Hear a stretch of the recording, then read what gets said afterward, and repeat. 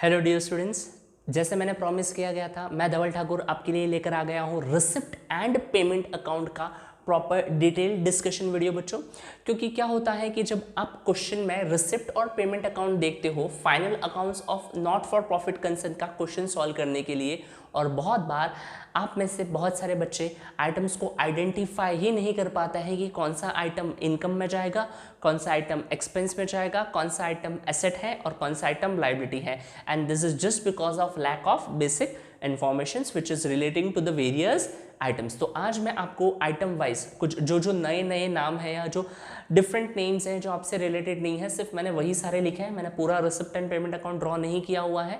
ये पॉसिबिलिटीज़ हैं जो हो सकती हैं और उन्हीं पॉसिबिलिटीज़ को आज हम डिस्कस करेंगे। चलिए शुरू करते हैं। सो बच्चों, रिसिप्ट एंड पेमेंट अकाउंट को जैसे हम ध्यान से देखते हैं, मैंने यहाँ लिखा हुआ है टू बैलेंस ब्रॉट डाउन, और ये मैंने आपको प्रीवियस लेक्चर में बताया था।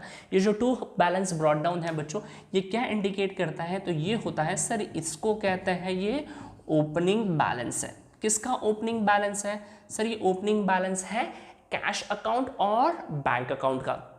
तो अगर आप करंट ईयर की बैलेंस शीट बना रहे हो तो करंट ईयर की बैलेंस शीट प्रिपेयर करते टाइम दो दिस आर दी एसेट्स, हम इनको यूज नहीं करेंगे क्योंकि करंट ईयर की बैलेंस शीट के लिए हमें क्या चाहिए? क्लोजिंग कैश और क्लोजिंग बैंक बैलेंस। और करंट ईयर की बैलेंस शीट के लिए अगर हमें क्लोजिंग कैश और क्लोजिंग बैंक बैलेंस चाहिए तो वो हमें कहाँ मिलेगा? रिसिप्ट एंड पेमेंट अकाउंट की क्रेडिट साइड से। वहां लिखा होगा बाय बैलेंस कैरेट डाउन, फिर कैश इन हैंड लिखे, कैश एट बैंक लिखे, या फिर जस्ट बाय कैश और बैंक लिखे। आपको इनको देखते ही समझ जाना है कि ये कौन से हैं। ये हमारे क्लोजिंग बैलेंस हैं और ये एक्चुअल में कहाँ लिखे जाएंगे? बैलेंस शीट के एसेट साइड में। कौन सा? By balance brought down. Sir conclusion ये है कि जब भी आप क्वेश्चन सॉल्व कर रहे हो और टू बैलेंस ब्रॉट डाउन में जो कैश और बैंक बैलेंस दिए हैं, this are the opening cash and bank balances, जिनको हम यूज नहीं करते हैं क्लोजिंग बैलेंस शीट बनाने के लिए। क्लोजिंग बैलेंस शीट बनाने के लिए हम इस बैलेंस को नहीं यूज करते हैं। हम जो क्रेडिट में लिखा होगा बाय बैलेंस कैरेट डाउन, उसे हम लिखेंगे कहाँ? लिखेंगे बैलेंस शीट एसेट साइड। तो सर इसका कभी भी यूज नहीं होगा, इसका यूज होगा, इसको हमें लिखना पड़ सकता है, ऐसे पढ़ सकता है, मैं नहीं कह रहा हूँ लिखना पड़ेगा। इसको कहाँ लिखना पड़ सकता है? एसेट साइड में। कब लिखना पड़ सकता है? जब क्वेश्चन में कैपिटल फंड नहीं दिया हो। कब हम लिखेंगे बच्चों इसको एसेट साइड में? When capital fund is not given. तब हम क्या प्रिपेयर करते हैं? At that time we prepare opening balance sheet. आप क्या प्रिपेयर करते हो? ओपनिंग बैलेंस शीट प्रिपेयर करते हो। जैसे आपने सिंगल एंट्री 11th स्टैंडर्ड में आपने सीखा होगा, सिंगल एंट्री के under opening balance sheet prepare करना, जिसे आप कहते हैं ओपनिंग स्टेटमेंट ऑफ अफेयर्स। वैसा ही कुछ ये कंसेप्ट है। आई नो अगर ये वाला पार्ट बहुत सारे लोगों को कुछ डाउट है या नहीं समझा है तो डोंट वरी, जब क्वेश्चन डिस्कस करेंगे तब बता दिया जाएगा। बट आपको बस इतना ध्यान रखना है कि ये जो टू बैलेंस ब्रॉट डाउन है ये कभी भी क्लोजिंग बैलेंस शीट के एसेट साइड में नहीं आएगा। क्लोजिंग बैलेंस शीट के एसेट साइड में ये वाला कैश और ये बैंक लिखना है, बिकॉज ये ओपनिंग कैश और बैंक बैलेंस है जिनको हम नॉर्मल सिचुएशन में कहीं पे यूज नहीं करते हैं। हाँ, अगर क्वेश्चन में ओपनिंग कैपिटल फंड नहीं दिया है और अगर आपको ओपनिंग बैलेंस शीट बनानी पड़ जाए, eight that time you will be using this cash और बैंक बैलेंस, क्योंकि जो करंट ईयर का ओपनिंग है वो लास्ट ईयर का क्या होगा बच्चों? क्लोजिंग। तो जब हम लास्ट ईयर की बैलेंस शीट बनाएंगे तब हम इसे यूज में ले सकते हैं। आगे बढ़ते हैं। जो सबसे मोस्ट कॉमन और इंपॉर्टेंट और पॉपुलर आइटम है जो नॉट फॉर प्रॉफिट कंसर्न में बच्चों को परेशान कर देता है, वो है ये subscription. So what is subscription? Subscription is the main source of revenue for not for profit concern. जो भी not for profit concern है उसका कमाई का सबसे मेन जरिया क्या होता है? सब्सक्रिप्शन। क्या होता है बच्चों? सब्सक्रिप्शन। Is it clear? अगर हमें किसी की भी सर्विसेज अवेल करनी है या कोई भी प्रीमियम प्लान हमें परचेस करना है तो हम कहते हैं कि सब्सक्रिप्शन चार्जेस कितने हैं। तो ये कुछ ऐसा ही है। अगर आपको किसी नॉट फॉर प्रॉफिट कंसर्न से जुड़ना है तो उनके जो चार्जेस होंगे, आप उसको एडमिशन फीस कह सकते हो, वो सब्सक्रिप्शन चार्जेस कह सकते हो, राइट? बहुत सारे नाम से कहा जा सकता है। तो ये वो सब्सक्रिप्शन है जो किसी भी नॉट फॉर प्रॉफिट कंसर्न का क्या होगा? Main source of revenue. क्या होगा? किसी भी नॉट फॉर प्रॉफिट कंसर्न का क्या हो जाएगा बच्चों? Main source of revenue. हम थोड़ा सा और डिस्कस करने के लिए इसको एक ईयर दे देते हैं। फॉर द ईयर एंडेड 31 मार्च 2021। मान लीजिए ये जो रिसिप्ट एंड पेमेंट अकाउंट है this is for the year ended 31 मार्च 2021 और इसका मतलब ये है कि सर ये कौन से साल का डेटा है, ये हमारा सर 2021 का डेटा है, 2020-2021 का डेटा है आपके सामने। तो सर आपने लिखा सब्सक्रिप्शन, आपने कहा sir subscription is the main source of income revenue, तो ये कहाँ जाएगा बच्चों, अगर आपको मार्किंग लिखनी है तो आप इसको लिखोगे इनकम साइड में, मतलब जब हम इनकम एंड एक्सपेंडिचर अकाउंट बनाएंगे तो उस इनकम और एक्सपेंडिचर अकाउंट में इस सब्सक्रिप्शन को कहाँ लिखते हैं, इनकम साइड में। सर ये तो बता दिया, बट सर कभी कभी क्या होता है ना, उनके नीचे ईयर्स लिखे आ जाता है, last year, current year, next year. इसी last year, current year, next year को बच्चों मैं अगर इस पर्टिकुलर फॉर्म में लिखूं तो ये जो 20-21 है ये हमारा करंट ईयर हो जाएगा, 21-22 ये हमारा नेक्स्ट ईयर हो जाएगा, और अगर लास्ट ईयर लिखूँ तो 19-20 ये क्या हो जाएगा, हमारा लास्ट ईयर। सर ये क्या लिख दिया आपने, ये मैंने जो लिखा है ध्यान से सुनिए बच्चों, ये कौन सा अकाउंट है, this is receipt and payment account. ये अकाउंट इंडिकेट करता है कि करंट ईयर में कितना पैसा आया ऑन द रिसिप्ट साइड, और इस साल करंट ईयर में कितना पैसा गया। ये हमें ये नहीं बताता है कि वो पैसा कौन से साल का था। अगर वो पैसा करंट ईयर में आया है आपके पास तो वो रिसिप्ट साइड में होगा, और अगर आपने करंट ईयर में पेमेंट किया है तो वो पैसा कौन से साइड में होगा, पेमेंट साइड में होगा। अब वो करंट ईयर का है, लास्ट ईयर का है, नेक्स्ट ईयर का है, ये आपको खुद सोचना समझना और उसके बाद उसको आइडेंटिफाई करके आपको उनको क्या करना है, ट्रेड करना है। ध्यान से देखिएगा, फॉर एन एग्जाम्पल आपने फाइनल अकाउंट में आई होप आपने सीखा होगा कि इनकम और expenditure account, sorry final account के लिए हम कहेंगे profit and loss account. Profit and loss account में कौन से आइटम्स, मतलब कौन सी इनकम और कौन से एक्सपेंसेस आते हैं, प्रॉफिट और लॉस अकाउंट में बच्चों वो ही इनकम और वो ही एक्सपेंसेस आएंगे जो उस कंसर्न ईयर के हैं। करंट ईयर का खर्चा ही प्रॉफिट और लॉस अकाउंट में आता है। सेम बच्चों उसी तरीके से करंट ईयर की इनकम और करंट ईयर के एक्सपेंसेस ही कहाँ आएंगे, इनकम एंड एक्सपेंडिचर अकाउंट में। तो बच्चों इनकम और एक्सपेंडिचर अकाउंट में हम क्या रिकॉर्ड करते हैं, current years income and current years expenses. But receipt and payment account में ऐसा कोई रूल नहीं है। अगर कोई इंसान, मान लो आप एक नॉट फॉर प्रॉफिट कंसर्न चला रहे हो, मान लो आप क्रिकेट की कोचिंग प्रोवाइड कर रहे हो, आपकी क्रिकेट एकेडमी है और वहाँ पर कुछ बच्चे ऐसे हैं जिनकी लास्ट ईयर की फीस बाकी है, कुछ बच्चे ऐसे हैं जिनकी करंट ईयर की भी फीस बाकी होगी, राइट। तो उसमें से अगर किसी के पेरेंट्स आपको आके कहते हैं कि सर लास्ट ईयर मैंने बेटे की फीस पे नहीं की थी, इस साल आप ले लो, तो डेफिनेटली आते हुए पैसे को तो आप ले ही लोगे, ना तो कहोगे नहीं। तो वैसे जब भी हमें पैसे मिलते हैं वो कौन से भी ईयर से रिलेटेड हो सकता है, या फिर कुछ पेरेंट्स ऐसे भी होंगे जो कहेंगे कि सर ये लो नेक्स्ट ईयर की भी फीस ले लो। होगा या नहीं होगा, डेफिनेटली होगा। तो जब बच्चों बिजनेसमैन को इनकम मिलेगी जिस इनकम का नाम होगा सब्सक्रिप्शन, तो सब्सक्रिप्शन तो जाती है इनकम में, बट सर कौन सा सब्सक्रिप्शन इनकम में जाता है, सिर्फ करंट ईयर वाला। कौन सा, करंट ईयर वाला। अब ध्यान में रखना, there are various types of adjustments और patterns which are relating to subscription which I will be covering in the following lectures. आने वाले लेक्चर्स में मैं कवर करूंगा, आज नहीं, बट आज जो लिखा है वो तो जरूर कवर किया जाएगा बच्चों। तो जब सब्सक्रिप्शन रिसिप्ट साइड में लिखा हो और नंबर ऑफ ईयर्स के पैटर्न में, तो इनकम साइड में सिर्फ कौन सा वाला लिखते हैं, करंट ईयर वाला ही कहाँ लिखते हैं, इनकम साइड में लिखते हैं। बाकी दोनों को हम कवर नहीं करेंगे क्योंकि ये वो इनकम है जो लास्ट ईयर आउटस्टैंडिंग थी। अगर लास्ट ईयर का पैसा करंट ईयर में मिल गया तो लेते हैं, बट करंट ईयर में इनकम में लिखते नहीं है। सर कहाँ लिखते हैं वो बताऊंगा। करंट ईयर में अगर आपको सब्सक्रिप्शन मिलता है करंट ईयर का तो उसी को आप इनकम कॉलम में लिखोगे, बाकी का पैसा कहीं और जाएगा। कहाँ जाएगा, ध्यान से देखिए। ये जो नेक्स्ट ईयर का पैसा आपको मिलता है लास्ट ईयर वाला, तो सर लास्ट ईयर की इनकम आउटस्टैंडिंग थी, हमने तब अकाउंट में लिया होगा।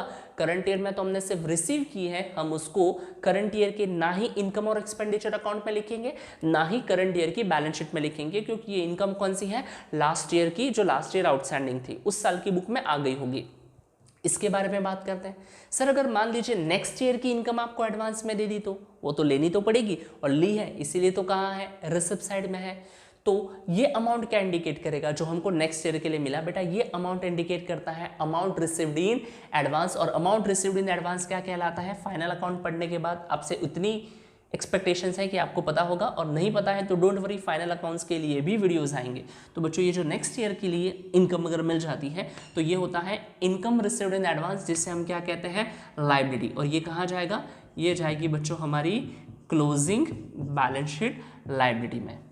तो सर कंक्लूजन क्या कहता है? कंक्लूजन ये कहता है कि जब क्वेश्चन में रिसिप्ट साइड में सब्सक्रिप्शन लिखा हो, अगर ईयर्स वाइज दिया हो तो जो करंट ईयर का है सिर्फ वही इनकम कहलाएगा, लास्ट ईयर वाला सर कहीं नहीं आएगा, और जो नेक्स्ट ईयर वाला है उसे हम कहाँ लिखेंगे? Closing balance sheet liability. Clear? आगे बढ़ते हैं। Entrance fees. Entrance fees, entrance fees क्या होता है सर, और आपने उस पर स्टार क्यों किया है? क्योंकि बेटा ये क्वेश्चन बताएगा कि आपको एंट्रेंस फीस को कैसे ट्रीट करना है। कभी कभी कहेगा क्वेश्चन कि entrance fees is to be treated as revenue receipt. Sir revenue receipt क्या होता है? पार्ट 1 में इसलिए तो बताया था। तो बच्चों जो रेवेन्यू रिसिप्ट है उसे हम कहते हैं इनकम। और कभी कभी क्वेश्चन कहेगा that entrance fees is to be treated as capital receipts. Sir capital receipt part 1 अभी भी बता देता हूँ, लायबिलिटी। क्या कहेंगे बच्चों? लायबिलिटी। तो ये क्वेश्चन हमें बताएगा कि हम इस आइटम को इनकम में लिखेंगे या फिर इस आइटम को कहाँ लिखेंगे? लायबिलिटी। अगर एडजस्टमेंट्स है, अगर एडजस्टमेंट्स है, कभी कभी आ जाएगा that 50% of entrance fees is to be capitalised या entrance fees is to be treated as capital receipts, तब हम उसे कहाँ लिखेंगे?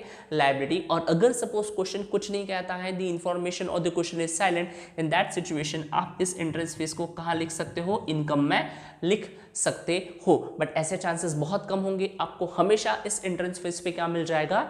एडजस्टमेंट्स, क्योंकि जो नॉट फॉर प्रॉफिट कंसर्न्स होती हैं वो इस एंट्रेंस फीस को कैपिटलाइज करती हैं। सर कैपिटलाइज करने का मतलब कैपिटल फंड में ऐड कर देती है। सर कैपिटल फंड क्या होता है? जैसे नॉर्मल फाइनल अकाउंट्स में कैपिटल दिया होता है, वैसे नॉट फॉर प्रॉफिट कंसर्न में उसी कैपिटल को कैपिटल फंड के नाम से दिया जाएगा, तो डरने की जरूरत नहीं है।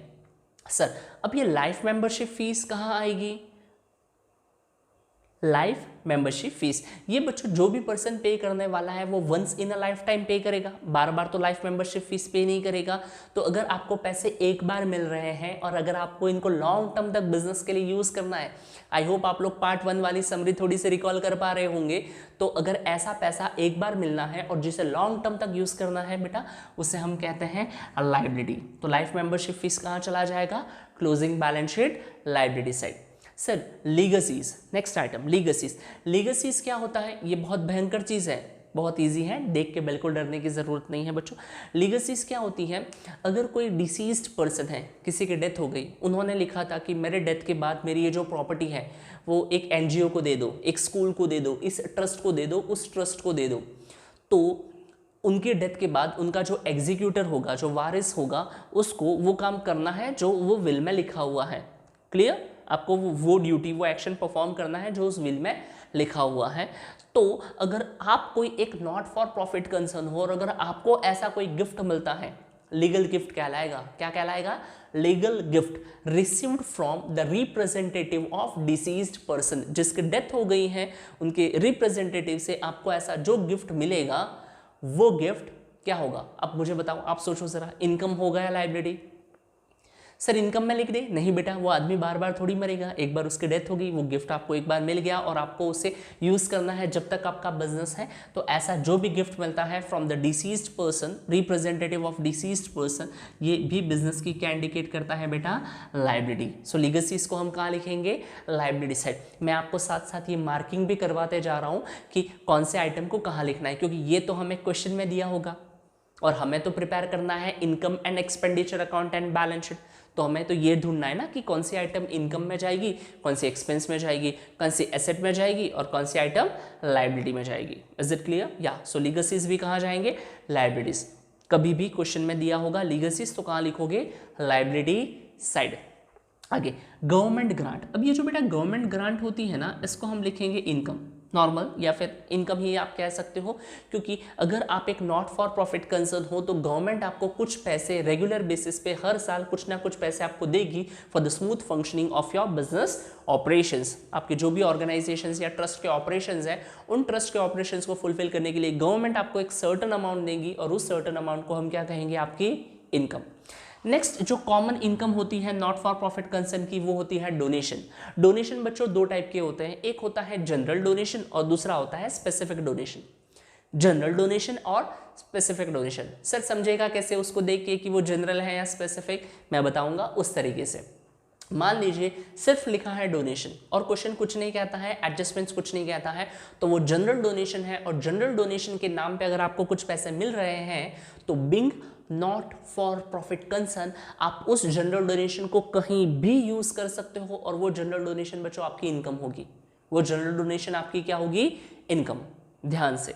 हाँ, बट अगर कभी आपको ये देखने मिल जाए that donation for building, donation for library fund, donation for this, donation for that, मतलब जब डोनेशन के साथ उसका रीजन हो तो वो हो जाएगा स्पेसिफिक डोनेशन। और बच्चों स्पेसिफिक डोनेशन कहाँ होगा, लाइब्रेरी। मतलब इस डोनेशन से हमें दो चीजें मिल सकती हैं, या तो हमें एक डोनेशन क्या मिलेगा, जनरल डोनेशन, और दूसरा क्या मिलेगा, स्पेसिफिक डोनेशन। तो जो जनरल डोनेशन है वो क्या होगी बेटा, इनकम, और जो स्पेसिफिक डोनेशन है वो क्या होगा, liability. For an example donation for building, donation for machinery, donation for library, अगर ऐसा है तो वो क्या होगा, लाइबिलिटी। और अगर सिर्फ डोनेशन है तो हम उसे कहाँ लिखेंगे, इनकम साइड में।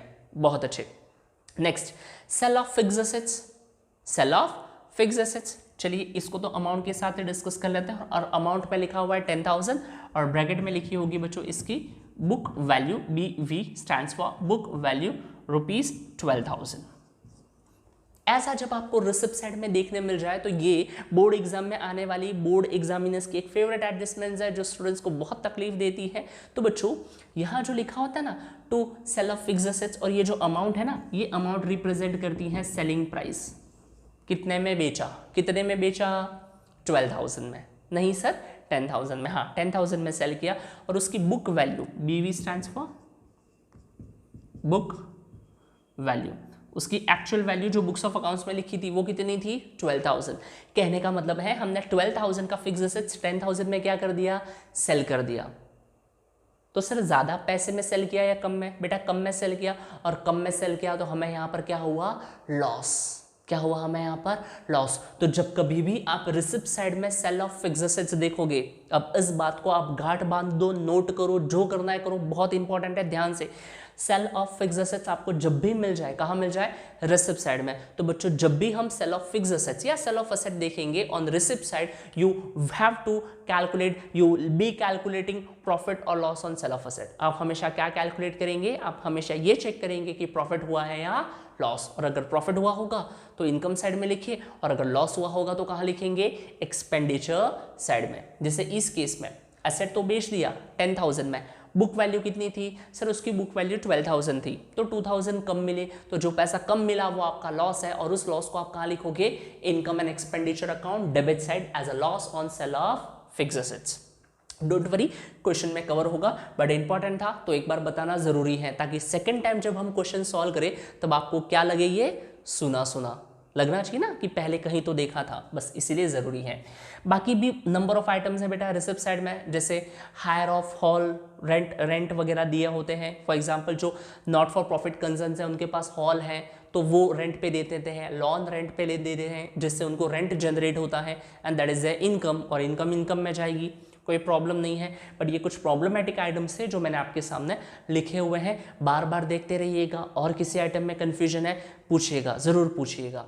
आगे पेमेंट साइड में भी कुछ ऐसी चीजें होती है, sir by balance brought down देखते ही समझ में आ गया, सर ये कौन सा बैलेंस है, this is opening balance. But sir ये तो आपने कहा था रिसिप्ट एंड पेमेंट अकाउंट तो कैश बुक जैसा होता है, हाँ होता है, बैंक ओवरड्राफ्ट इंडिकेट करता है। सर ये कौन सी लाइबिलिटी है, ये बेटा ओपनिंग लाइबिलिटी, करंट ईयर की कौन सी लाइबिलिटी है, ओपनिंग लाइबिलिटी। और हम तो क्लोजिंग बैलेंस शीट बनाएंगे at the end of year, तो इसको भी हम नॉर्मल क्वेश्चन में यूज में नहीं लेंगे, और इसको भी नॉर्मल क्वेश्चन में हम यूज नहीं लेंगे। सर तो कौन से क्वेश्चन में इन दोनों ओपनिंग बैलेंस को यूज में लिया जाता है, when capital fund is not given. इसके बारे में अगर कोई सच में बहुत डिटेल में जानना चाहता है please do let me know, मैं इससे रिलेटेड जब आगे क्वेश्चन सॉल्व करवाऊंगा तब बताया जाएगा। बट अगर आपको लग रहा है कि सर ये क्या बोल रहे हो, थोड़ी सी तकलीफ हो रही है, तो आप इस चीज़ को इग्नोर भी कर सकते हो। बस इतना ध्यान में रखना है कि नॉर्मल क्वेश्चन के लिए टू बैलेंस ब्रॉट डाउन या बाय बैलेंस ब्रॉट डाउन को, या किसी भी क्वेश्चन के लिए हम क्लोजिंग बैलेंस शीट में तो लिखते ही नहीं है, क्योंकि क्लोजिंग बैलेंस शीट के लिए हमें चाहिए क्लोजिंग बैलेंस, और ये दोनों क्या है, ओपनिंग बैलेंस। वरना कभी कभी तो ये भी तकलीफ हो जाती है कि स्किप क्यों करे, क्यों छोड़ दे उस बेचारे को, इसलिए छोड़ना है। आगे बाय एक्सपेंसेस, एक्सपेंसेस में भी तो बच्चों बिंग पेमेंट साइड, ये कौन सी साइड है, ये है हमारी payment side of income and expenditure account. Sir हम करंट ईयर में पेमेंट तो किसी भी साल के एक्सपेंस का कर सकते हैं, मान लीजिए लास्ट ईयर का कोई पेमेंट बाकी था हमारा, हमने करंट ईयर में पे किया, हो सकता है। करंट ईयर के एक्सपेंसेस हमने करंट ईयर में पे किए, हो सकते हैं। सर नेक्स्ट ईयर के भी एक्सपेंसेस हमने करंट ईयर में पे कर दिया, ये भी हो सकता है। तो जब इतनी सारी पॉसिबिलिटीज है तो सर इसमें से हमारा एक्सपेंस क्या है? बाय द वे, अगर कोई भी एक्सपेंस है तो उस एक्सपेंस को आप कहाँ लिखोगे? इनकम एंड एक्सपेंडिचर अकाउंट के एक्सपेंसेस साइड में आप लिखोगे। सर अगर लास्ट ईयर का एक्सपेंस हमने करंट ईयर में पे किया तो क्या वो करंट ईयर के बुक्स ऑफ अकाउंट्स में एक्सपेंस में आएगा क्या? The answer is no, because ये एक्सपेंस लास्ट ईयर आउटस्टैंडिंग था, इसलिए आपने उसे करंट ईयर में पे किया, ये करंट ईयर का नहीं है। Because the rule for income and expenditure और profit and loss account is same कि हमें करंट ईयर की बुक्स में करंट ईयर की ही इनकम और करंट ईयर के ही एक्सपेंसेस को रिकॉर्ड करना है। और ये बात मैं नंबर ऑफ टाइम्स रिपीट करूंगा ताकि आपको एक बार याद रह जाए और आप वो क्वेश्चन ठीक से सॉल्व कर पाओ। इनकम एंड एक्सपेंडिचर अकाउंट जब आप प्रिपेयर करोगे, आपको सिर्फ करंट ईयर की ही इनकम और करंट ईयर के ही एक्सपेंसेस को इनकम और एक्सपेंस में रिकॉर्ड करना है। ना ही आप लास्ट ईयर का कोई आइटम रिकॉर्ड करोगे, ना ही आप नेक्स्ट ईयर का आइटम को रिकॉर्ड करोगे। और यही रूल और यही लॉजिक और यही बेस होगा हमारे बहुत सारे एडजस्टमेंट्स का। सो लास्ट ईयर का एक्सपेंस पे करो, पे करने में प्रॉब्लम नहीं है, प्रॉब्लम इसी बात में है कि आप उसको करंट ईयर में एक्सपेंस साइड में रिकॉर्ड नहीं कर सकते। हाँ, जो करंट ईयर का एक्सपेंस आपने पे किया है वो कहाँ जाएगा बेटा? Income and expenditure account debit side, that is expense side. Sir और जो मैं नेक्स्ट ईयर के लिए एक्सपेंसेस पे कर दूंगा वो, अगर बच्चों आप करंट ईयर में नेक्स्ट ईयर के लिए कुछ सर्टेन एक्सपेंसेस पे करते हो तो उसे क्या कहा जाता है? उसे कहते हैं प्री पेड एक्सपेंसेस। और आप खूब जानते होंगे प्रीपेड एक्सपेंसेस को कहाँ लिखा जाता है? बैलेंस शीट की एसेट साइड में, क्योंकि ये अनएक्सपायर्ड बेनिफिट है जो मिलेगा हमको नेक्स्ट ईयर जाके। अगर मैं करंट ईयर में नेक्स्ट ईयर आने वाले साल के कुछ खर्चे पे कर देता हूं तो those expenses are called as prepaid expenses and prepaid expenses are recorded on balance sheet asset side. Furniture, sir ये क्यों लिखा? बस ऐसे ही आपको बताने के लिए कि रिसिप्ट एंड पेमेंट अकाउंट के पेमेंट साइड में भी एसेट्स हमको मिल सकते हैं। एसेट है ना, खरीदोगे ही एसेट, ऐसे तो आएंगे नहीं, एक्वायर करने पड़ेंगे। और अगर हम एसेट्स एक्वायर करते हैं तो we have to make the payment and when we make the payment we record it on payment side. आगे स्टेशनरी परचेस, इसको स्टार क्यों किया है? स्पोर्ट्स मटेरियल परचेस, इनको स्टार क्यों किया है?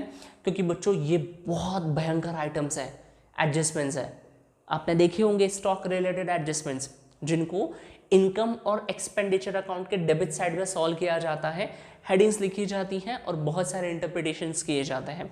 सो डोंट वरी, जब हम एडजस्टमेंट्स डिस्कस करेंगे तब आएंगे। हाँ, बट अगर कोई मुझसे पूछे कि सर ये स्टेशनरी परचेस क्या है तो मैं कह दूंगा बेटा ये तो एक्सपेंस है।